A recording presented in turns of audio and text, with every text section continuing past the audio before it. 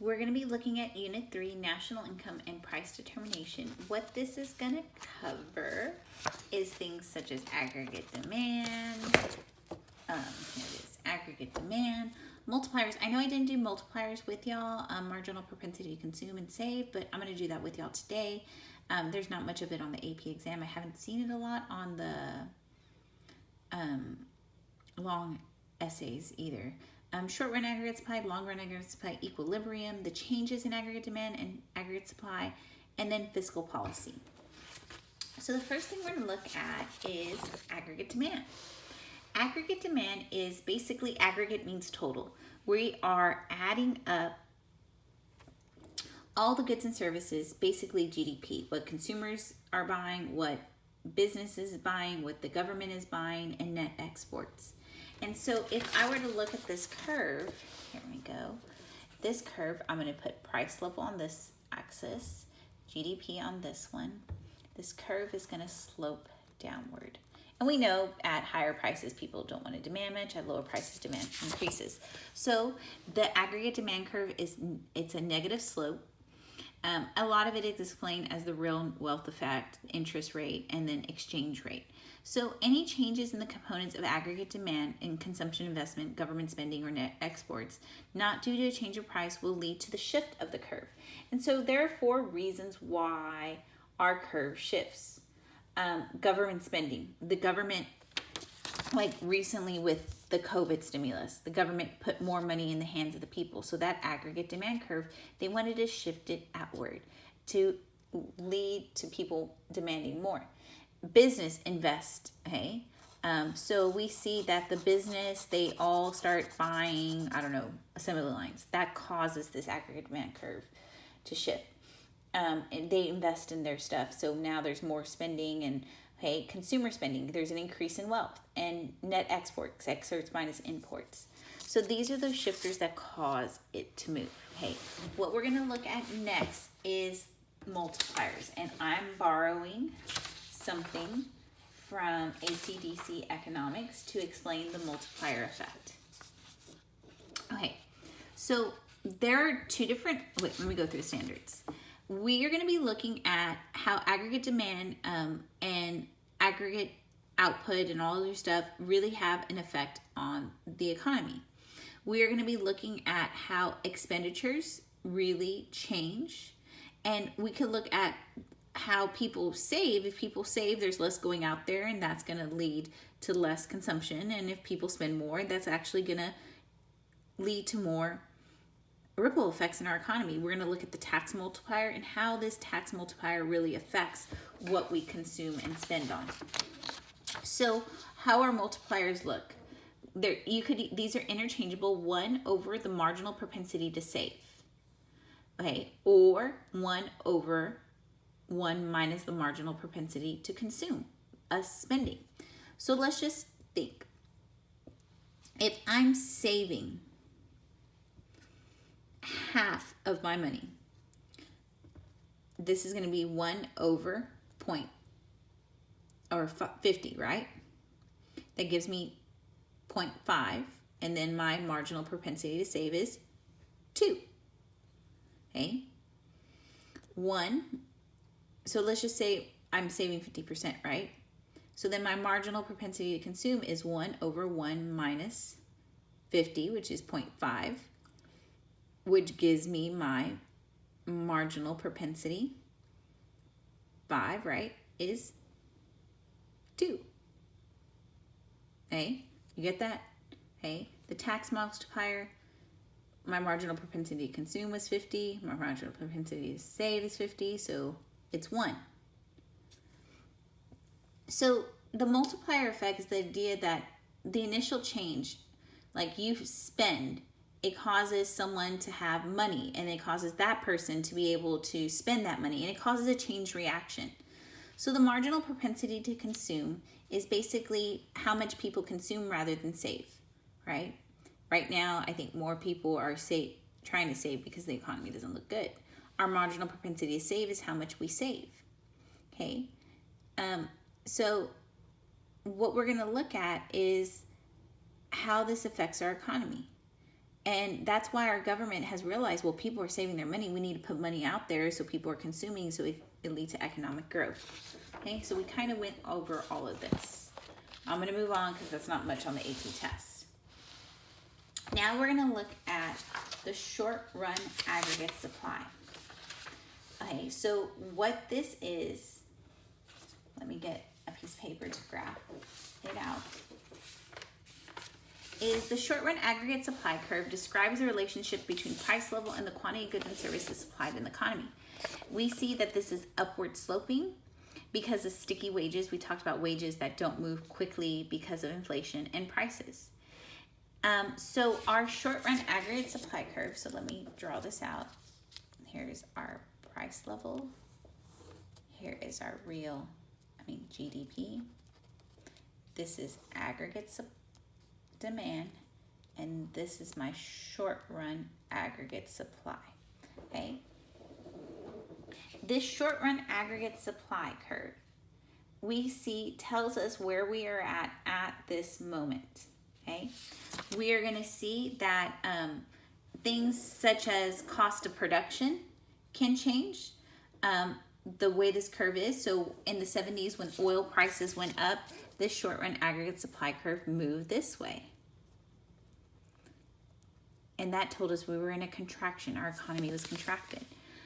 Changes in inflation. If inflation is occurring, all of a sudden, this is going to go out this way. So moving along the short run aggregate supply increases the price level associated with what's going on. The labor force is also held constant at this time. So this is just the short run. Okay, the long run. The long run aggregate supply curve is basically after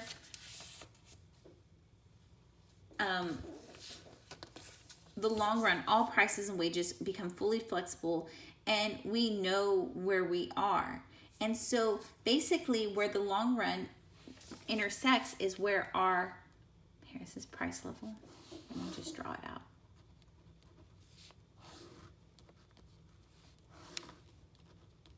This should have been short run aggregate supply. This is my long run where they intersect. Okay. Okay, where they intersect is the long run. But when my short run aggregate supply curve moves, it could tell me, like, let's just say it moves over here. I know right here that this is a contractionary gap, okay? We know that we are in a recession, okay? Whichever way that curve moves, like if I have it here, short run aggregate supply, aggregate demand, this is the long run, and that curve moves over here, I know that I have an inflationary gap because it's on this side, okay? So the long run aggregate supply curve is vertical. It shows us where full employment is at 5%. So equilibrium in the aggregate demand and aggregate supply.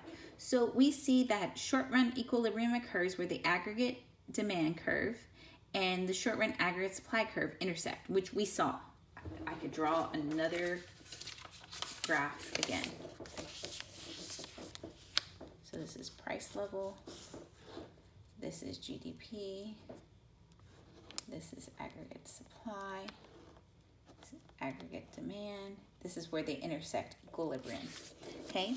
The long run equilibrium occurs where the aggregate demand and the short run aggregate supply occur. I just went over that. This is long run aggregate supply. Okay? We see in the short run equilibrium, output adjusted. Okay, in the long run, it's constant. We'd like the long run to be at 5%. Okay, that's where the unemployment rate is. So changes. We see that there could be changes because of positive and negative supply shocks. Okay, so what we're looking at is how does the aggregate demand impacted by positive and negative supply shocks? So let me get a piece of paper to do this because we've been discussing this stuff last semester. Okay.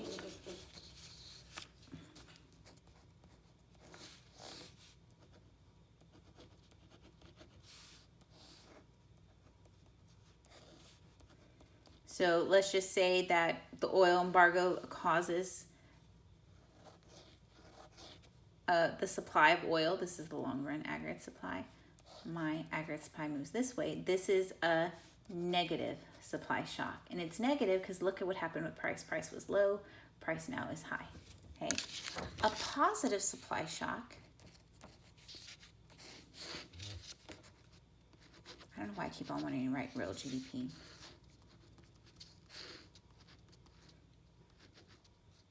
Goes this way because look, price was high. Now price is low. It's gone down, but output has gone up. So this is a positive. So positive supply shock is when the price drops and output goes up. And negative supply shock over here, price goes up, but quantity goes down. Okay.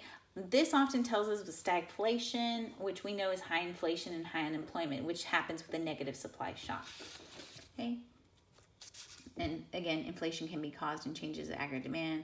Okay, so aggregate demand, we know that demand pull causes inflation where the demand curve goes to the right. Cost push, sorry, that was not an earthquake. That was just me hitting the camera. Cost push is this one. This is cost push inflation. Demand pull inflation looks like this, price.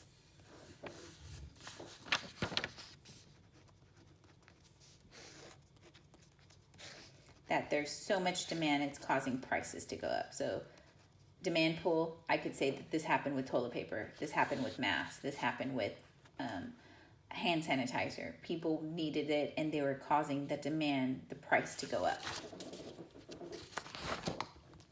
So long run aggregate supply is self-adjusting.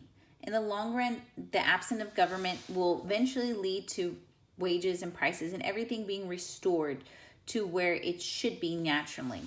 And we see that, again, it's trying to get back to that ideal 5 to 6% unemployment.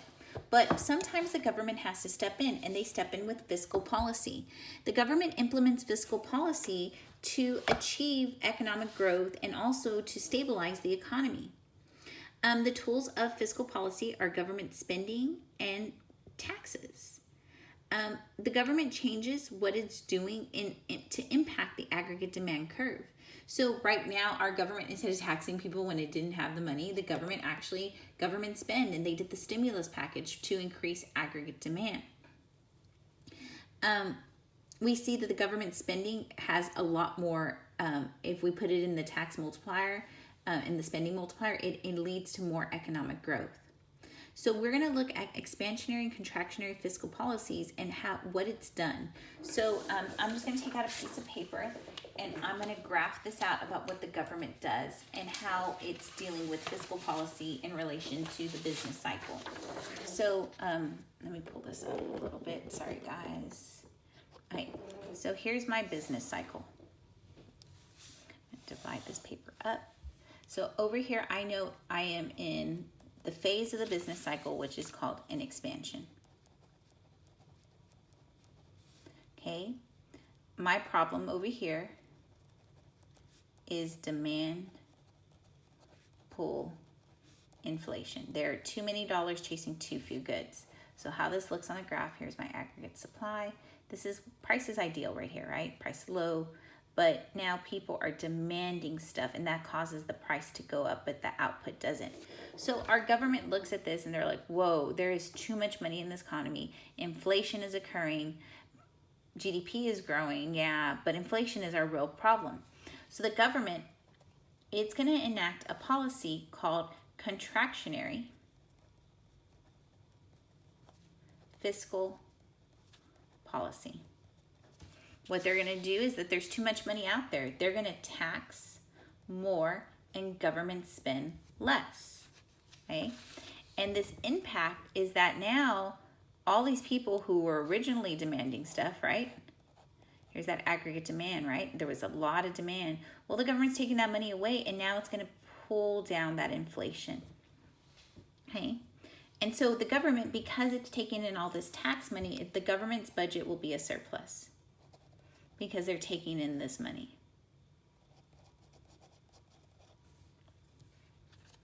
What we're going to look now is the other side. And I think you have this in notes. So over here, we're in the phase of the business cycle we are in is a contraction. And we know that here's price level and GDP, that in this phase of the business cycle, here was aggregate demand at ideal, aggregate demand has declined.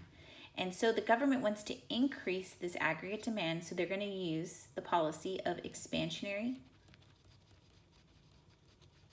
fiscal policy. And what they're going to do is government spend more and tax less. And this is exactly what our government is doing right now. So if they spend more, here's the aggregate supply, people now have money in their pocket because of this, and the aggregate demand goes up, right? Government did the stimulus with that package. Now people have more money in their pocket, but the government's going to run a deficit.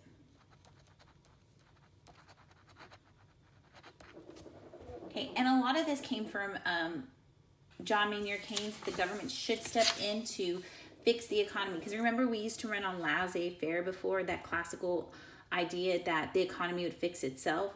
But under Keynesian, which has been who affected FDR, he said the government should intervene. And so we know that our fiscal policy really impacts what is going on and how it tries to restore the economy to its ideal. So the next thing we're going to look at is automatic stabilizers, things that are done in the economy that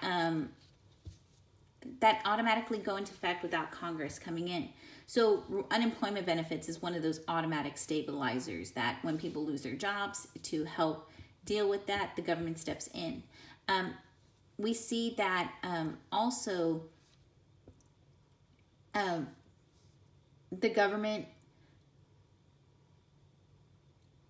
will also decrease in tax revenues when GDP falls. And so eventually the government realizes that it has to spend more money to provide those services and programs for people. So we know food stamps is one of those. Unemployment, Social Security are some of those automatic stabilizers that occur in the economy to help stabilize it in crisis. Okay, we're done with that unit.